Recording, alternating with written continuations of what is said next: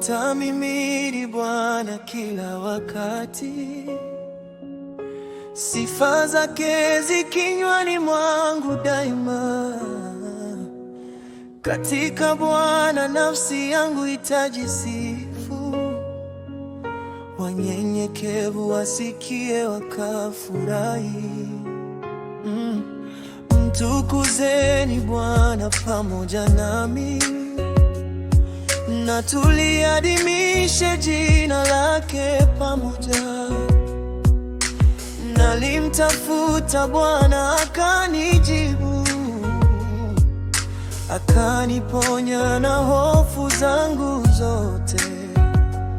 Wakamwelekea macho wakati wa nuru, wala nyuso zao hazitaona haya.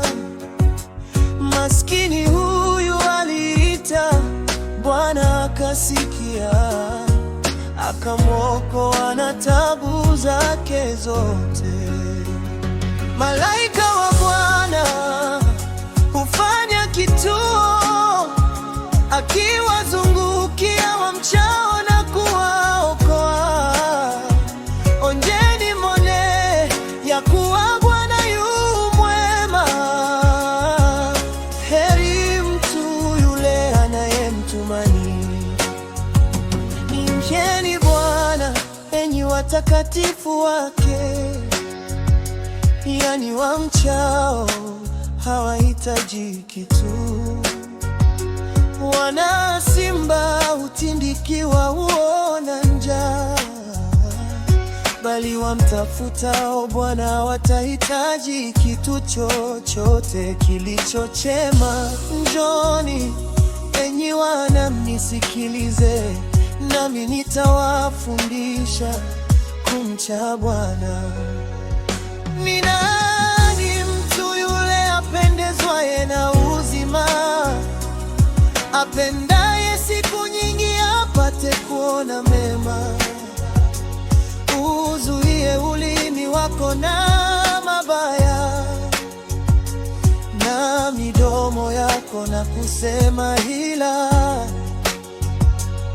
Uache mabaya ukatende mema, utafute amani ukaifuatie. Macho ya Bwana huwaelekea wenye haki, na masikio yake ukielekea kilio chao. Uso wa Bwana ni juu ya watenda mabaya, aliondoe kumbukumbu lao duniani.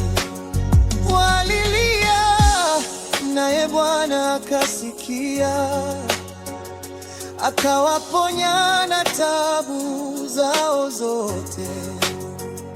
Bwana yu karibu na waliovunjika moyo, na waliopondeka roho huwaokoa. Mateso ya mwenye haki ni mengi, lakini Bwana humponya nayo yote.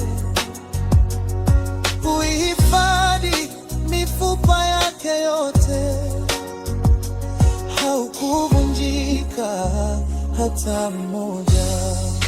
Uovu utamuua asiye haki, nao wamchukia mwenye haki watahukumiwa. Bwana huzikomboa nafsi za watumishi wake, wala hawatahukumiwa wote wamkimbiliao.